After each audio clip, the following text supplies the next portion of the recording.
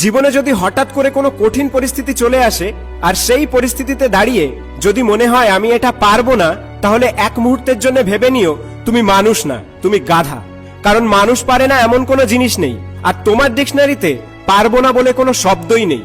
হ্যাঁ, তুমি সেই ব্যক্তি যে কোনোদিন হার স্বীকার করতে আসেনি। তুমি সেই ব্যক্তি যে কোনো যন্ত্রণা সয়ে নিতে প্রস্তুত। আরে হ্যাঁ, তুমি সেই ব্যক্তি যে একাই 100। আর এই একাই 100 হওয়ার জন্য তোমার শুধুমাত্র একটা জিনিসের প্রয়োজন, আর সেটি হলো জেদ। আর এই জেদ তোমাকে এমন জায়গায় পৌঁছে দেবে যেটা তুমি কোনোদিন স্বপ্নেও কল্পনা করনি। তোমাকে এই কঠিন পরিস্থিতির মধ্যে ফেলা হচ্ছে তোমাকে শক্তিশালী বানানোর জন্য, তোমাকে মজবুত বানানোর জন্য, তোমাকে সাহসী বানানোর জন্য। তাই যতবার পড়বে ততবার উঠে দাঁড়াও, যতবার হারবে ততবার ঘুরে দাঁড়াও। তুমি একাই যথেষ্ট সমস্ত অসম্ভবকে সম্ভব করে তোলার জন্য। শুধু একবার বলো আমি পারবো। তাই যতই কঠিন হোক, যতই বিপদ আসুক না কেন, আমি পারবো। আর যখন তুমি এরকম কঠিন কাজকে সম্ভব করে তুলতে পারবে, তখন তোমার কাছে আর কোনো কিছু অসম্ভব বলে মনে হবে না। তখন তোমার মনে হবে আমি এটা পারবো, আমি ওটা পারবো, হ্যাঁ আমি সব পারবো।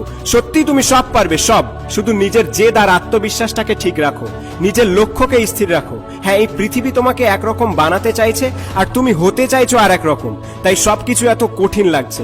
আজ তুমি যে জিনিসের আশায় বসে আছো সেই জিনিস তুমি পাবে, এত পরিমাণে পাবে যে 2 হাত ভরে নিলেও তুমি শেষ করতে পারবে না। শুধু নিজের মধ্যেকার ইনফিনিটি পাওয়ারটাকে জাগিয়ে তোলো আর এগিয়ে চলো সামনের দিকে। হ্যাঁ, এটাই সেই সময় জবাব দেওয়ার। হ্যাঁ, এটাই সেই সময় পাল্টা আঘাত করার।